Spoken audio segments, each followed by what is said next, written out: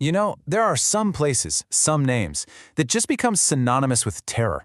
Places where that thin line between our world and our absolute worst nightmares just vanishes. Tonight, that's exactly where we're going. To a remote, sun-scorched patch of wilderness in what was then British East Africa, along a river called Tsavo. And we're going to start with a really chilling admission from the man who actually lived through it all, Lieutenant Colonel J.H. Patterson. He's saying right here that what we're about to talk about, it's not an exaggeration. In fact, it's the sanitized version. He felt he had to soften the reality because the full, unvarnished horror, well, he just didn't think people could handle it. Okay, so let's set the scene. The year is 1898. The British Empire is at the height of its power, and it's carving this massive railway line straight through the heart of Africa, the Uganda Railway. This thing was meant to be a huge symbol of progress, right? Of engineering genius, of civilization itself, cutting a path through this ancient, untamed land. And our guy, Patterson, he's the engineer in charge of building a bridge over the Tsavo River, a crucial link in this whole iron chain. And for a little while, everything went according to plan. I mean, you could hear the sounds of industry for miles around. Thousands of workers, most of them brought over from British India, were sweating it out under that hot African sun. There's this sense of purpose, of man taming nature. But all that noise, all that hammering and blasting, it was an intrusion, an invasion into a very old, very quiet wilderness. And something out there was listening. And it was about to respond. It all started so quietly, you see. A man goes missing from his tent one night. Then, a little while later, another. At first, nobody's thinking about an animal. No way. The assumption was way more, well, human. These workers, they were saving their wages, right? So the logical conclusion was that they were being murdered by their own for their money, their bodies just dumped somewhere in the vast bush. A human crime for human greed. That was a comforting thought, for a little while anyway. But it was about to be proven horribly, horribly wrong. That comfortable little illusion of human evil, it got shattered just 3 weeks after Patterson showed up. See, the real threat wasn't coming from inside the camp. It was coming from the pitch-black, impenetrable darkness that surrounded them on all sides. And when it finally showed its face, it was in the most terrifying way you can possibly imagine. And this wasn't just some random worker. This was Ungan Singh. He was a jemadar, a foreman, a big, powerful Sikh, not the kind of guy who gets taken down easily. His tent mates, when they could finally speak, told this absolutely insane story. They said that in the dead of night, a lion just poked its head through the tent flap, grabbed Ungan Singh by the throat, and just dragged him out into the night. Now I want you to really think about this, because this is where the true horror is. Just imagine it. You're lying there, just feet away, with nothing but a thin piece of canvas between you and that. You're frozen, totally paralyzed with fear. And you can hear it all. You hear your friend's last, desperate screams. You hear the struggle, the sickening tearing sounds of a body being ripped apart, and you can't do a thing. You're just forced to listen, a helpless witness to a murder you can't stop, by a monster you can't even see. When the sun came up, it didn't bring any relief. It just brought confirmation. The search party followed the drag marks, the smears of blood in the dirt. And what they found? It was just pure butchery. The ground was littered with bits of flesh and shattered bone. All that was left of the strong, powerful Ungan Singh was his head and a few of the larger bones. The man-eater was real. This wasn't a construction project anymore. This was a war. And that was just the beginning. The attacks started happening more and more often, with this horrifying rhythm. And the lions, because it turned out there were two of them, they stopped being just animals in the minds of the workers. They became something else entirely, something supernatural. They started calling them the demons or the ghosts who stalk the night. So what was the official body count? 28. 28 Indian workers officially recorded as being killed and devoured. But then Patterson adds this absolutely chilling little detail. He says, in addition to scores of unfortunate African natives of whom no official record was kept. The real number of people they ate, we'll never know. They were just lost to the wilderness and to the cold indifference of colonial paperwork. What made these lions so terrifying, what made them seem like actual demons, was their intelligence. It was just unnatural.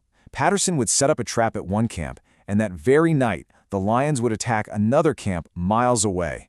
They ignored everything that's supposed to scare a lion away. Huge bonfires, men shouting and screaming, waving flaming torches. It meant nothing to them.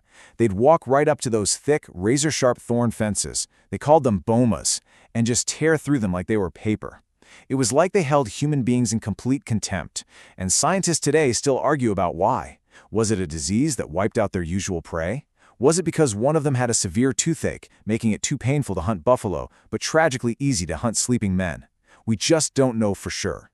The result of all this was complete and utter paralysis.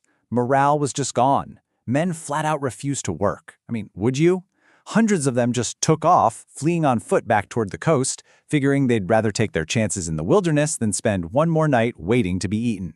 And just like that, the Great Uganda Railway, this massive symbol of the British Empire, was brought to a dead stop by 2 lions. Seriously, think about that. How do you escape that? Your tent isn't a shelter. It's a death trap. The fence around your camp is useless, fire doesn't protect you, the monster is silent, it's brilliant, and it's relentless. And it comes for you when you are at your absolute weakest, when you're asleep. What do you do? I mean, where do you even go? Well, the answer they came up with was as desperate as it was completely bizarre. It was their only shot.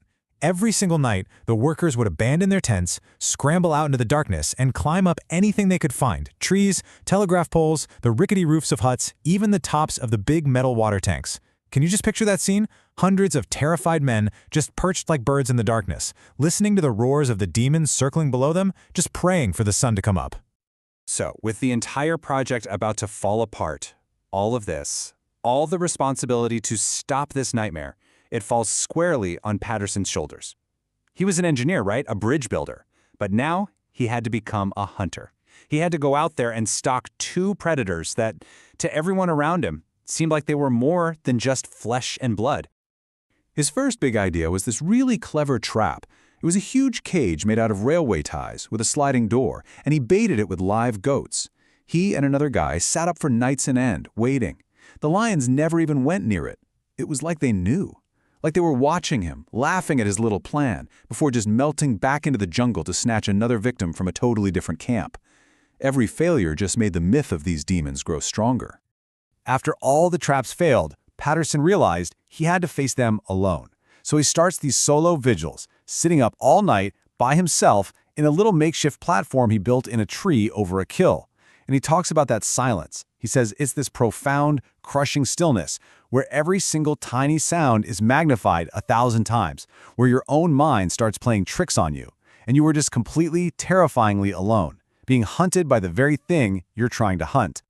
And then one night, after hours of nothing but that oppressive silence, it happens. It's just a single snap. The sound of a twig breaking. That's the only warning he gets. Patterson freezes, listening with every fiber of his being, and then he hears it. That unmistakable sound of a huge body forcing its way through the thick bush. He can't see a thing. It is pitch black. His heart is pounding in his chest, but he raises his rifle, aims purely on instinct at the sound, and he fires into the darkness. The shot is answered by this incredible, deafening roar, just pure fury and agony ripping through the night. He hears violent crashing and thrashing in the undergrowth, and then, just as suddenly, a final heavy silence falls over the jungle again. He had to just sit there until morning, not knowing if the lion was dead or if it was wounded and waiting for him in the dark. At first light, they found it. The first demon was dead. The wave of relief that washed over that camp must have been incredible. Men were cheering, dancing, falling to their knees. And then they saw the sheer scale of the monster they'd been living in fear of. It was enormous. 9 feet, 8 inches long from its nose to the tip of its tail. It literally took 8 men to haul its massive body back to the camp.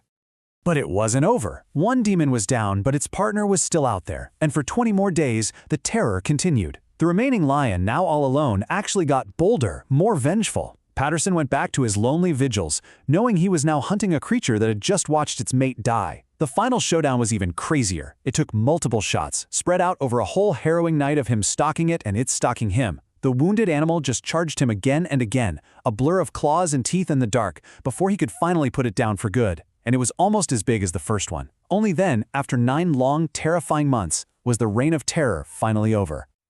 So, the victory was celebrated, of course, but that whole ordeal just left this permanent scar. The relief was real, you could feel it, but it was a relief that was built on a foundation of absolute tragedy. The ghosts of Tsavo, the ghosts of the men who were lost, they would linger long after the lions were gone. As a thank you, the workers all chipped in and presented Patterson with a silver bowl. And the inscription on it, it says everything. This isn't some tribute to a great hunter. It's just a raw, desperate thank you for deliverance, for saving them from the fate of being dragged out of their tents in the middle of the night and eaten alive by monsters. That was the reality they had lived with night after night. With the man-eaters finally gone, the work started up again. Patterson's Bridge, which was a true marvel of engineering, was completed. The railway pushed on, deeper into Africa. Progress had won.